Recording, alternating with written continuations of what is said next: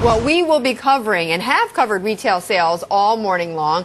Big box retailer Target, though, has a new strategy to fight back against its competitors. Target has decided to stop selling Amazon's Kindle devices after only 2 years. That's because many of the shoppers go to Target to check out the Kindle before they go and buy them online at Amazon.com. Makes sense for them. Well, Target will continue selling competing e-readers from other companies, including Barnes & Noble's Nook. And the retailer is also sticking with Apple's iPad and is even considering expanding displays of the tech giant's products. But certainly a slap in the face to Amazon. Well, joining me now is Peter Solomon. He's the founder and chairman of Peter J. Solomon Company.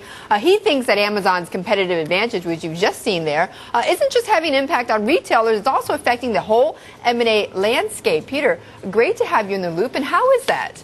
Well, Amazon's just become ubiquitous, and it's ubiquitous in almost every field. If you buy a product, they just announced they're going in the maintenance business. They're going to sell maintenance products like Ranger and other companies sell. Yes. So it's not only Kindles, it's not only... No longer books anymore. Certainly no longer books. It's basically ubiquitous. It's what we used to think about Walmart, but it's not only more apparent everywhere in the world, but its product line has expanded dramatically. Right. It used to be people would say Walmart's going to change the face of banking, change the face of healthcare, and change the face of a lot of industries, book publishing and so on.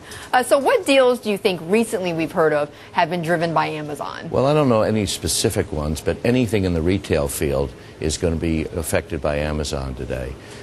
There are a couple of issues that are apparent in retailing. First, there are many too many stores, so you're seeing consolidations which may have occurred even without Amazon, but occurring because of the slow growth of the American consumer and the American economy. But then you're going to see deals within the area.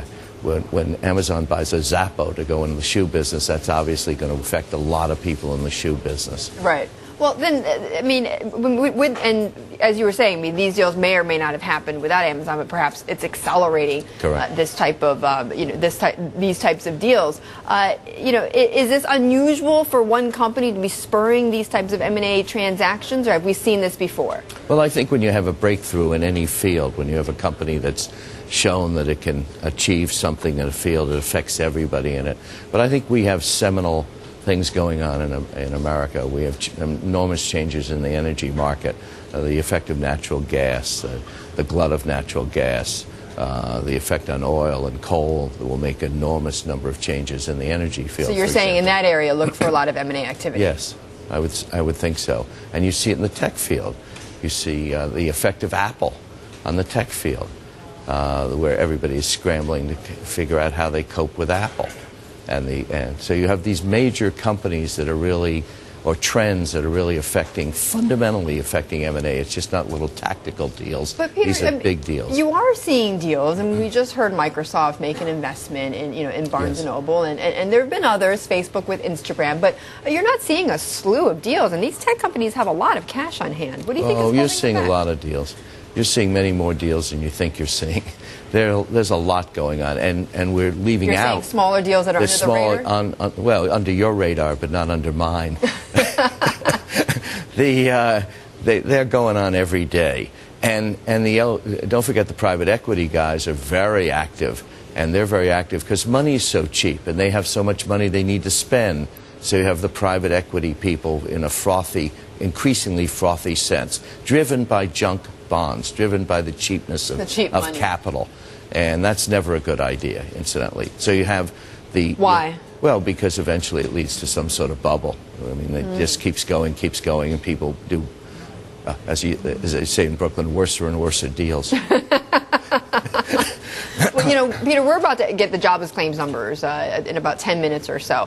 And I'm just curious, from all this merger activity, net, is that going to be a negative for jobs? Oh, no, I think, well, you lose some jobs frequently. People don't do mergers so they can cut employment. They do mergers so they can build businesses. Although that's often a result, though. No, it's sometimes a short-term result, but it's not a long-term result.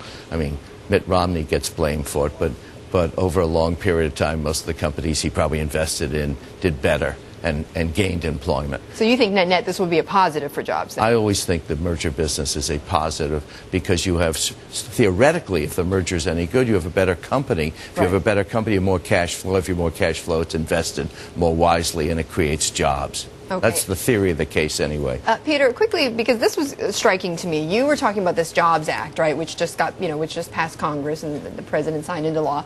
You're saying that this is absurd. This Jobs Act that allows companies to go public without giving as much information to the public. Well, it's not that they don't give information. They can go public with unaudited statements of companies up to $1 billion. Do you know how many companies on the New York Stock Exchange don't have $1 billion in revenues? 34%.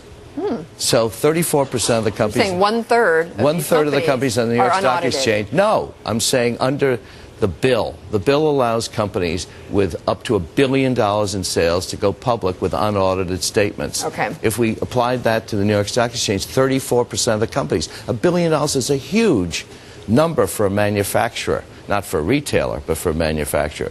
The jobs bill undid in that aspect everything that the SEC, Sarbanes-Oxley have tried to accomplish. Okay, Peter, on that note, thank you so much for joining us. Pleasure. Peter Solomon, and still ahead.